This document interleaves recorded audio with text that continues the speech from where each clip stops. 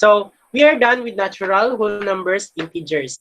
So next is we go now with the next topic, which is all about, not topic, next definition, which is all about the rational numbers. Now, rational numbers, ano po yan siya? Pag sinabi mo pong rational, we are talking about the subset that includes all numbers that come to an end or numbers that repeat and have a pattern. Ano po yung mga come to an end na numbers? Yan po yung mga numbers na may patterns. Like example, 0.13, 13, 13, 13, 13. Ang pattern po doon yung 0.13. 6/7. Bakit siya nasama sa rational? Kasi pag using our calculator, so 6 divided by 7, the answer is 0.8571428.6. And anong pattern dyan? Wait lang ha. I think mali ang given ko.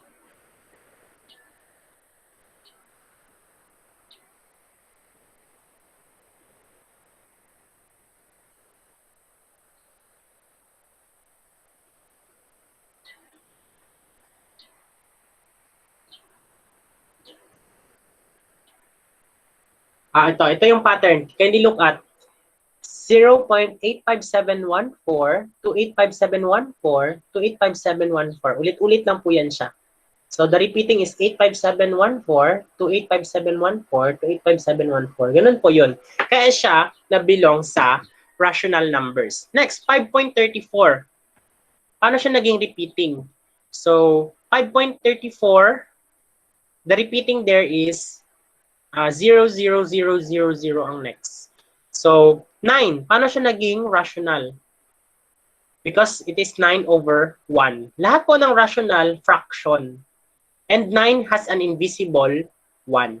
So, the symbol for rational is Q with letter C sa gitna, then positive.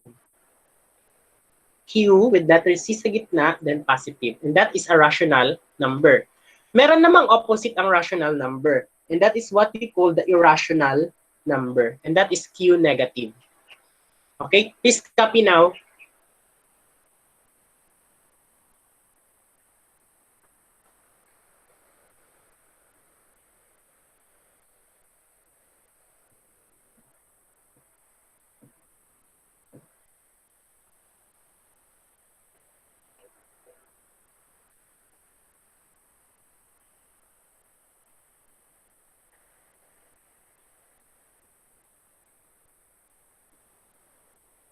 Are you done copying?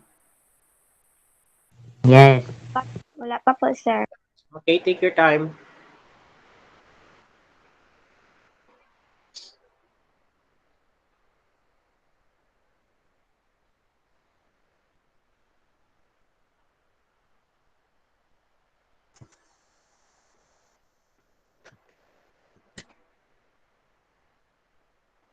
Ano po, sir? Okay po.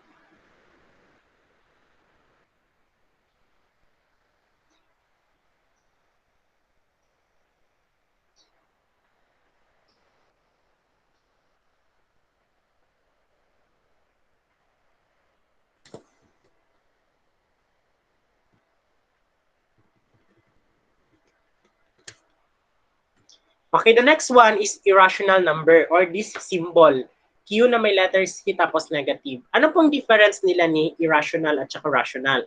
So this subset includes the numbers that cannot be expressed as the ratio of two integers. Ito daw siya, mga numbers na hindi magiging fraction. Ano po yung mga example niyan? Tulad ng mga symbols. Euler's number, E. Itong E po, tinatawag siyang Euler's number. So, this is Euler's number. So, yan po. E is an Euler's number. Yan po ang example ng isang irrational number. So, tulad ng example lang, letter E na yan, or Euler's number, type ko dito, E equals, yan po yung sagot. Yan po yung value ni E. That is 0.388325975414149. So, wala po siyang ulit-ulit dyan. Tulad nung kanina sa 13, 13, 13, 13, ulit-ulit. Dito wala pong ulit-ulit. Kapag wala pong ulit-ulit na repeating decimal, ang tawag po sa kanya is irrational or Q minus. That is Q minus or irrational. Example, Euler's number. Meron pa, pi. Sample ng other examples is the pi. Alam niyo man siguro ang pi, no? Alam niyo ang pi, yung 3.14? So, pi is 3.14, 15, 92, 65, and so on. And hindi po yan ulit-ulit. And the spelling of pi is pi. It's not PIE. Marami pong nagkakamali dyan. The spelling of pi is PI. So those are the examples of irrational number. Another example pa, bigay pa ko, square root of 2. I-try nyo sa calculator ang square root of 2. Square root of 2. The answer here is 1.41, 42, 13, 56, 23, 73, 095. Wala po siyang repeating dyan. And in that case, that is an example of an irrational number. 1.41, 42, and so on and so forth. So, let's proceed to the next one. So, look at the figure in the image above. So, natural numbers nasa gitna, the color white, ben, or yellow.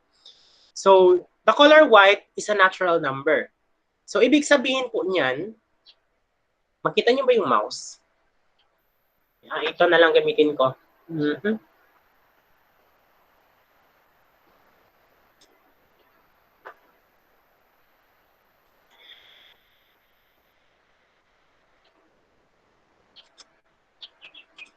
Ito pong natural numbers, yan po. Makikita po ninyo, nasa gitna po siya ng maraming bilog, siyang pinakagitna. Ibig sabihin, si natural numbers, pwede siyang magiging whole number. Si whole number naman, pwede magiging integer. Si integer naman, pwedeng magiging rational. At si rational naman, pwedeng magiging real number. Yun po siya. Pero, si rational number, bawal siya maging irrational. Kasi magkahiwalay sila ng bilog. Nakuha nyo? So, another example. Meron tayong 5. Given na 5. Is 5 a natural number or counting number? Yes or no?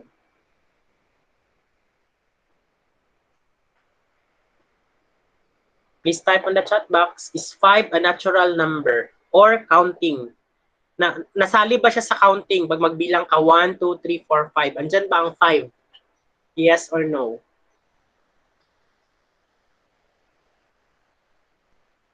Okay, yes, yes, yes. Yes, of course, kasali siya. Sa whole numbers naman ba, sa buo na number, si 5 ba ay buo na number? Yes or no? Yes din, sabi ni Angel. And also, whole number siya. Tama? Si 5 kasi hindi siya bungkig. Dili siya bungkig, wala siyang putol na 5.1, 5.2, 5 exactly siya. So therefore, whole number din siya. Si 5 ba is a positive integer? Yes or no? Si 5 ba is a positive integer?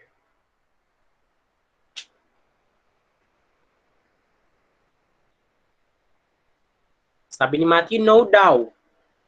No, sabi din ni Angel. No din, sabi ni Chester. Si 5 is positive. Tama. 5 is positive. So therefore, yes. So, tatlo na yung given na 5, kanina natural siya, at the same time whole number siya, at the same time integer pa siya. Ngayon, si 5 ba is rational? Or meron fraction ba si 5? Yes or no? Fraction ba si 5?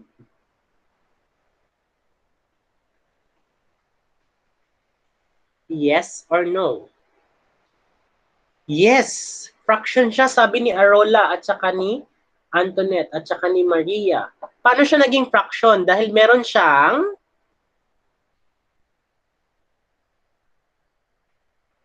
di ba 5? Meron siyang invisible 1. Kaya siya fraction. So, kung fraction siya, rational din siya at the same time. Ulitin ko, natural numbers, yan yung magbilang ka, counting. Whole numbers, para siyang nagbibilang pero meron ng 0 sa start. 0, 1, 2, 3. Integers, positive, negative, at saka 0. Again, integers, positive, negative, ano yung gitna? 0. Rational numbers, yung mga invisible one or fraction. So, yun po siya. So, yung given natin kanina na 5, 5 ang kanyang na-hit. Pwede pala siyang natural, pwede pala siyang whole number, pwede pala siyang integer, pwede pala siyang natural. Yun po yung ibig sabihin yan.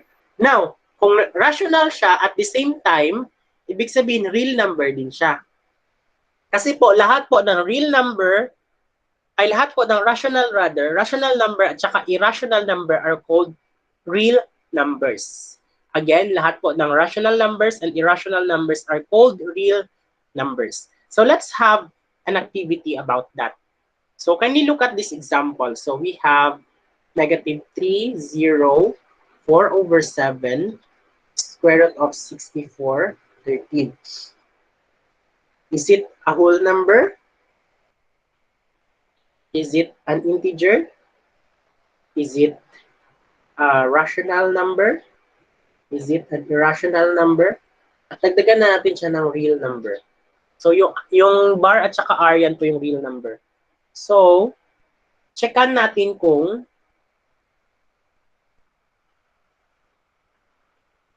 nabilong siya sa mga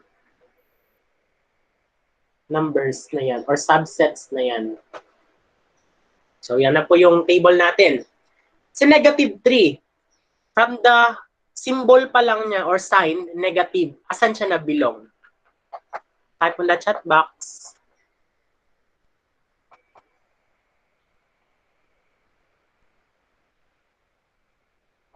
Sa integer. Tama po si Chester, Maria, John, Arola, at saka Matthew. Nabilong siya sa integer. Sa negative pa lang.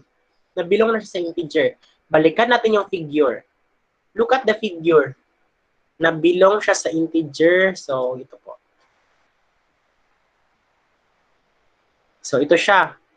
Tama? Kung nabilong siya sa integer, nabilong din siya sa rational. Kasi isa lang sila ng bilog. Nabilogan sila ng rational. So, checkan din dapat natin si rational. Next, si rational naman, nabilugan siya ng real numbers. So, checkan din natin si real numbers. Checkan ba natin si irrational? Hindi po kasi magkahiwalay sila ng bilog. Yan po yung ibig sabihin ng figure na yan. Nakuha? Next, si 0 naman, saan siya nabilong? 0. Anong gani pag magbilang? Mag-start ka sa 1. Pero pag merong 0, ano tawag sa kanya? Type on the chat box. Sabi po ni Maria, Arola, Chester, Pearl, John, these are whole numbers. Tama po. Kapag merong 0 sa isang number, magiging whole na siya. Balikan natin dito. Kapag whole siya, integer siya, checkan din. Kapag integer siya, rational siya, checkan din. Kapag rational siya, real number siya, checkan din. So, ganun po. Next, si 4 over 7, fraction. Pag fraction, ano ang tawag sa kanya? Start. Fatima, that is rational.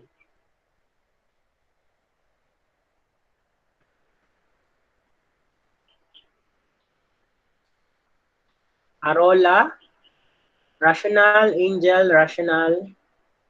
So, who are the others? What are the others? What answers do you have? So, kapag fraction, tawag sa kanya, rational. So, Q plus. So, tingnan natin sa figure, rational siya, at the same time, real number din siya.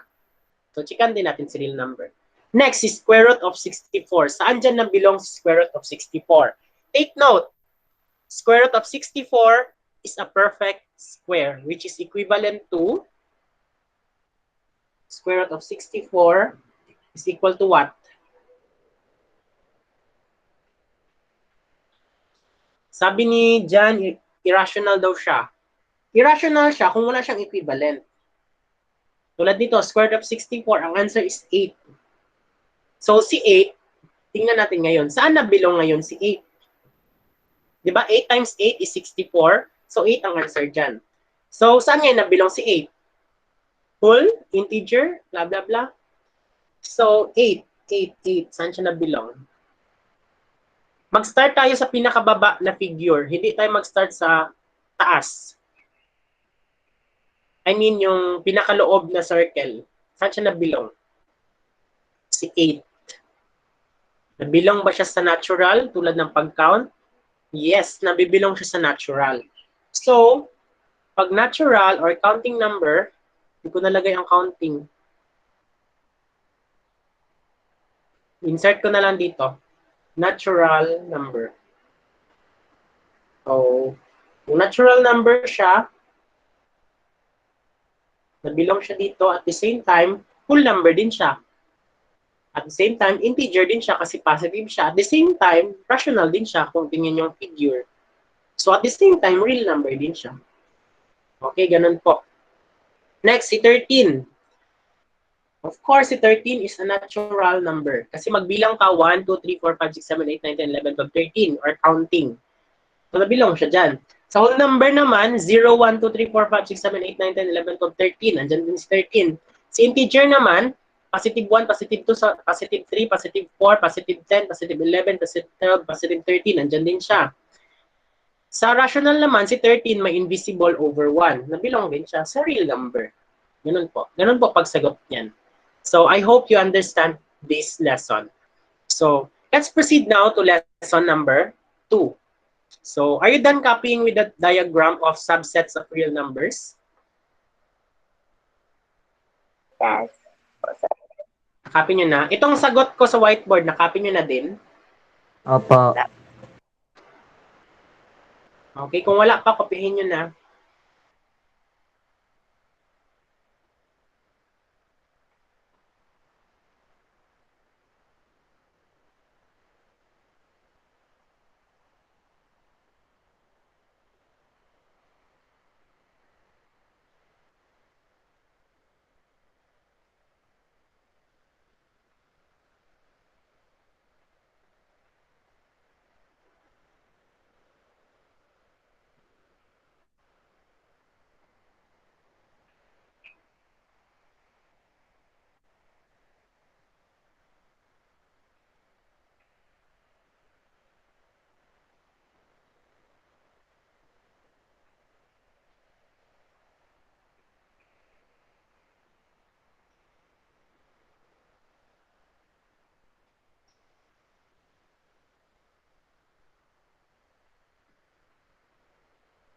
Okay, let's continue with lesson number 2.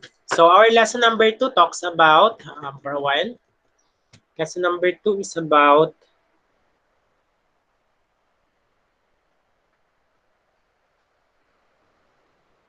arranges real numbers in increasing or decreasing order and on a number line. So please copy the title. So lesson 2 na po tayo. Copy the title. So can we look at the figure? So we have number line here. A number line consists of a negative number, 0 at the middle, and positive number on the right side. So yan po yung number line. Gagamitin natin ngayon itong number line sa pag-plot ng sagot or sa pag-arrange ng mga numbers in subsets. So example number 1. We are going to arrange 2.55 and so on. So pwede na siyang, pag merong and so on, pwede siyang i-round off. Magiging 2.56 na yan siya. Square root of 9, 15 over 4, negative 11 over 5 in ascending order. Now, ano po yung ascending order? Narinig nyo na ba yung ascending order?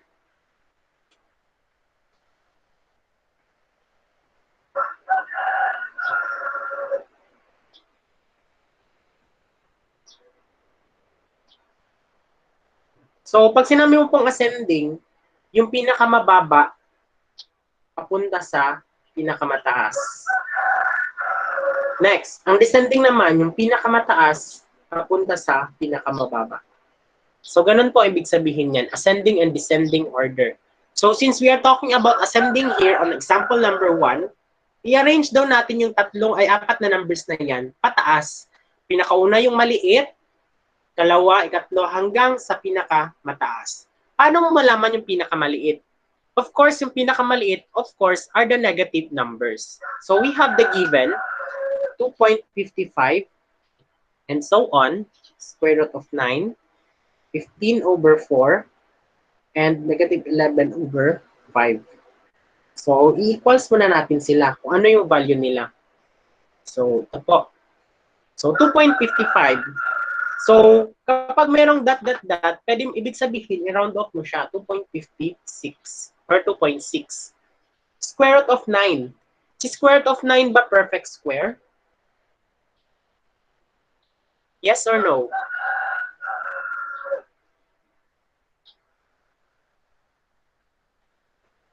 Again, si square root of 9 ba is a perfect square? Kung perfect square siya, tulad ng sabi ni Fatima, anong value niya? Square root of 9. That is 3 times 3. Magiging, sagot niya dito is equal to 3 na po. So ito po yung unang step. I-equal po natin sila sa mga numbers na alam natin or yung decimal. So magiging 3.0 yan siya or 3.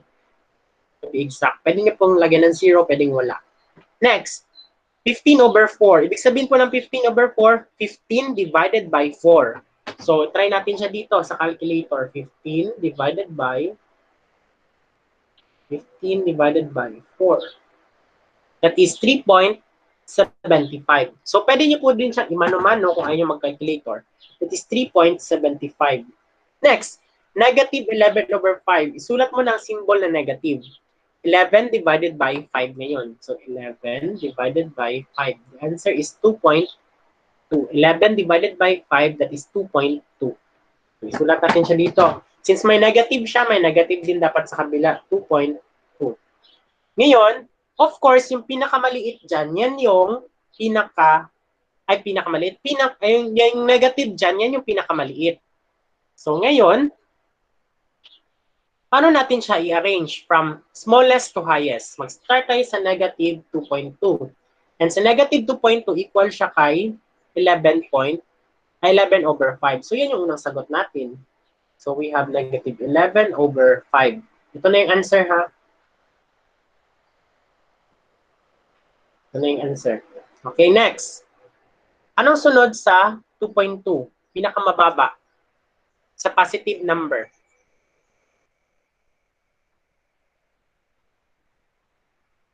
That is 2.56 or 2.55 ... Anong sunod sa pinakamababa na 2.55? We have 3 or square root of 9. Anong sunod sa pinakamababa? We have 3.75 or 15 over 4. And that is now our answer. Now, take note. What if ang nasulat nyo is itong value, hindi itong nasa gilid? Kailangan kasi itong nasa gilid ang nasulat ninyo kasi ito yung given. So, pag itong nasulat ninyo, mali po ang sagot ninyo. So, I hope you got it right. Tapos, hindi pa po dyan nag-end yung sagot natin. Kasi sabi niya, plot it on the number line. So, ito daw ipa-plot natin sa number line. So, nasugotan nyo na yung yan. So, gawa na tayo ng number line. So, merong negative 3, negative 2, negative 1, 0, 1, 2, 3. So, paano ko malaman kung saan ako mag-start dito sa numbering? Bakit negative 3 ako nag-start? Pwede bang negative 5? Pwede po. Pero tingnan niyo muna ang given. Ano po yung negative dito? Negative 2.2. So, anong negative next ng negative 2.2? That is negative 3. So, kaya siya negative 3 dito. Next. Negative 2.2. Saan po yung bad na? 2.2 is here. So, lagyan nyo siya ng negative 11 over 5. Okay, next. 3.75. So, wait, kulang. So, kapag kulang po, dagdag na ng 4. 3.75. Sulat dyan ang 15 over 4. Okay, next. 3 or square root of 9. That is square root of 9. Okay, dyan square root of 9. Next. 2.56 or 2.55. So, dito siya. Lagay nyo lang dyan 2.55, ... So, ganun po siya.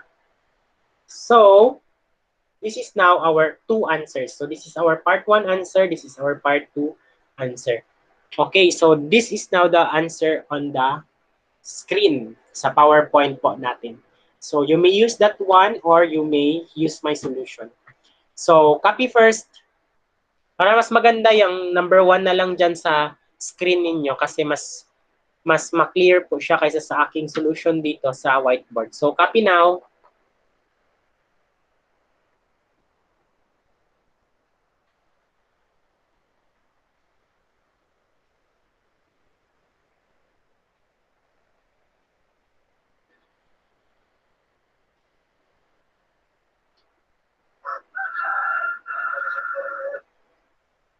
Are you still there, class? Opo. Yes. Sinisipon ako ngayon, ibang boses ko. Masyadong masakit ang ulo ko dahil sa sipon. May COVID na ata ako. Okay, done copying? Apan po, sir. Yan na Okay. po, sir. What if gisulat nyo sa inyong portfolio notebook yung number line? Okay, pagsulat sa portfolio notebook, ganyan. Tapos, pagsulat nyo ng 0, ang 1 nyo dyan, tapos ang 2 nyo ganyan. Tama ba yan? Ang pagkasulat.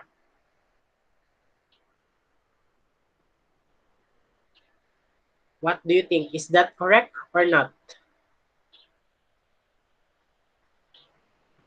Kung ayaw nyo magsagot, itype nyo na lang sa chat box. Tama po ba yan siya or mali? Sabi ni Matthew, mali daw po. Anong ikinamali niya? Anong ikinamali niya? Sige daw, type nyo daw sa chat box. Bakit siya mali? Anong nakikita nyo sa mali? Sabi ni Fatima, mali din daw. Sabi din ni Angel, mali din. Yung distance nila, yes, very good. Need po ng space. Tama po. Dapat magkadikit. So, ganito po dapat. So, ito yung number line. Dapat straight din yung line ninyo, ha? Tiko lang siya dahil sa camera ko. Kasi ang camera ko yung fish eye. Kung alam niyo yung fish eye, yung parang i-curve niya good ang mali niya. So, this is straight actually. So, if this is 0, dapat the same. Ganun po. Dapat the same. Hindi po siya pwede na magkahiwalay-hiwalay. At saka, pag naglagay kayo ng ganito, dapat nasa gitna. Hindi po pwede nasa taas. Yan. Dapat nasa gitna po. Ganun po. Tapos ang arrow, do not forget. Ganun din po. So, continue tayo. Which of the following is the largest? Ang question naman dito, kanina arrange it in ascending. Ngayon, sino ang pinakamalaki dyan? So, we have the given square root of 4, negative 5 halves, 3/4, at saka negative 0.30. Okay. Pag ipaglaban po ninyo ang mga numbers na positive at saka negative, talong-talo agad si negative. So, meron tayong negative na numbers dyan. So, ito, wala na yan, at saka ito. So, ito na lang i-versus natin si square root of 4 at saka si 3/4. Now, si square root of 4 is a perfect square. Tama? And what is the value of square root of 4? That is 2 times 2. Therefore, the answer here is 2. Next, si 3/4. Anong equivalent niya? I-divide natin 3 divided by 4. 3 divided by 4. So we have 0.75. Ang tanong, which is the largest? Sino ba ang mas malaki? Si 2 or si 0.75? Of course, the answer there is this one. So therefore, gawa tayo ng conclusion. Therefore, or you may use the symbol, yung tatlo, the largest number among the given is square root of 4. So what if ang nasulat ninyo is yung answer ng square root of 4, which is 2? Mali po ang sagot ninyo. Balik po talaga kayo sa given. Therefore, the largest number among the given is 4. So yun po siya ang sagot. So, please copy now.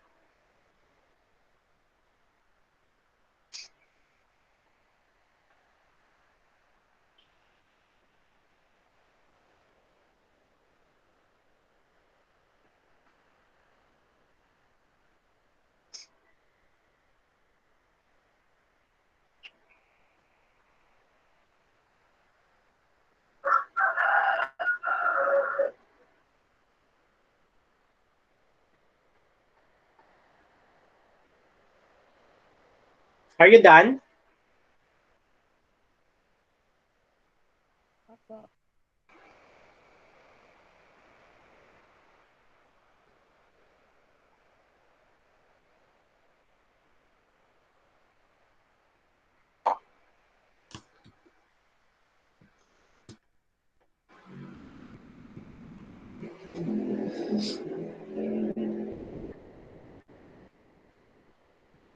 So may natapos na po.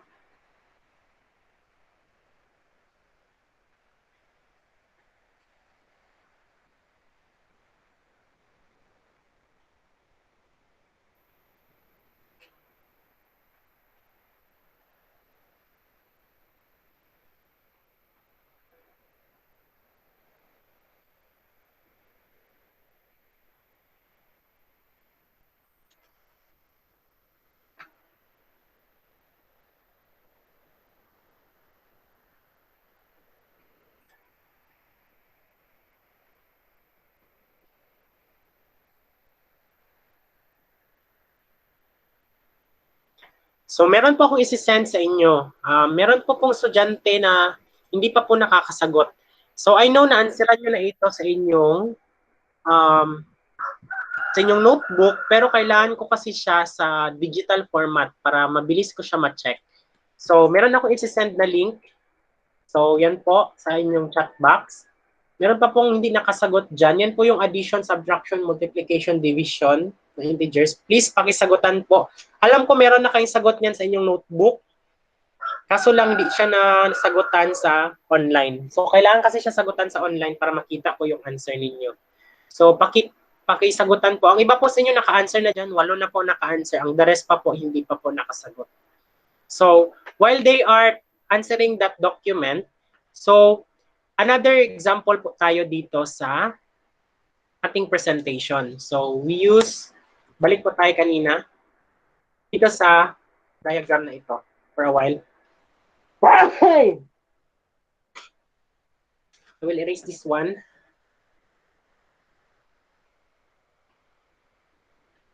So, yung given is 13, tapos na tayo dyan. So, we go now to negative 0.125 square root of 2 E or Euler and 0.50. Oops, tiko.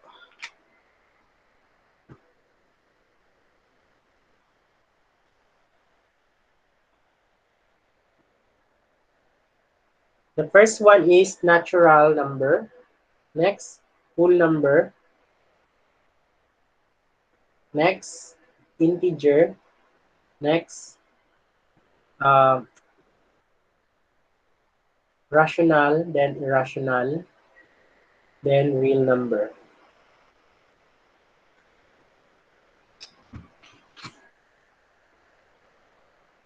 So, yan po yung, oops. So, negative 0.125.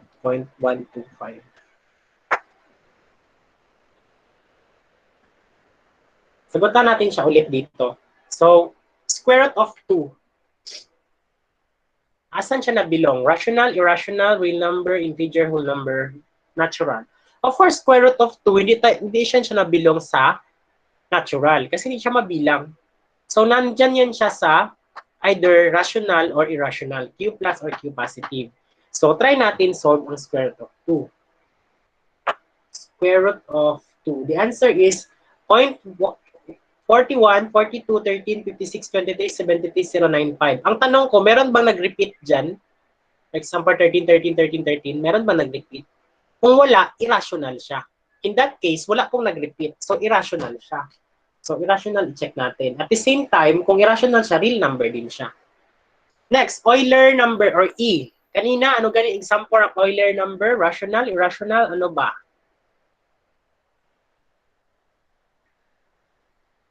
So, yung sa mga hindi nagasagot, you may participate on the chat box.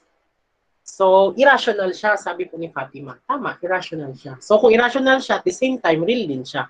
Kasi pagbalikan natin yung figure, tingnan nyo, ito yung irrational, tama? Tapos, irrational, napabilugan din siya ni real numbers. Ito yung bilog ni real numbers. So, nabilugan din siya. So, kaya siya considered as real number. Next, 0.5, bungkig, putol. Is that rational or irrational? 0.5. Sabi po ng rational, repeating siya. Merong repeating dyan, 0, 0, 0, 0, 0 sa gilid. So therefore, ano siya? At saka, 0.5 is equivalent to 1 half, and 1 half is a fraction. So that is rational. At the same time, real number siya. Next, negative 0.25. From the symbol negative, is it an integer? Yes or no? Is it an integer from the symbol negative? Yes or no? Yes, yes, yes. Yes nga ba? Actually, hindi po siya integer. Kasi po, ang integer whole number, hindi bongkig. Negative siya, pero hindi siya bongkig. So, in this case, hindi po siya integer. Nabilong lang siya sa rational. Oops, namali ko nag-check. Rational ba dito? Rational at saka real number. Ganun po. So, those are some examples. Ulitin ko ha, ang integer, although negative siya, hindi naman siya buo. So, it's not an integer, kundi rational siya. Okay? So, ang ibig sabihin po niyan, hindi lahat ng rational magiging natural. Tulad dito sa figure. Hindi lahat ng rational magiging natural. Kapag pababa po ang pagpasok, sometimes lang po. Paminsan, mali talaga. Pero pag pataas po ang labas, that is true always. Always siya na-checkan. So, it's already 10:51. Let us wait for the others. So, kung hindi nyo pa na-copy itong figure, kopyahin nyo na. So, sabihin nyo lang kung saan ang hindi nyo na-kopya para ma-scan ko. So, yung mga tapos na nag-copy, you may now leave the Google Classroom and wait for your next subject.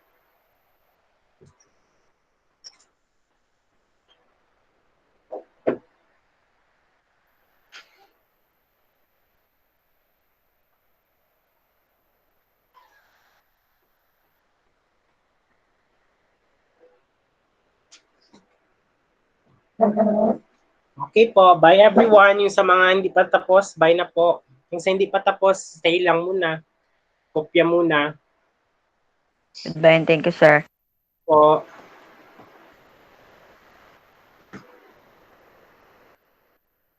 And thank you po, sir.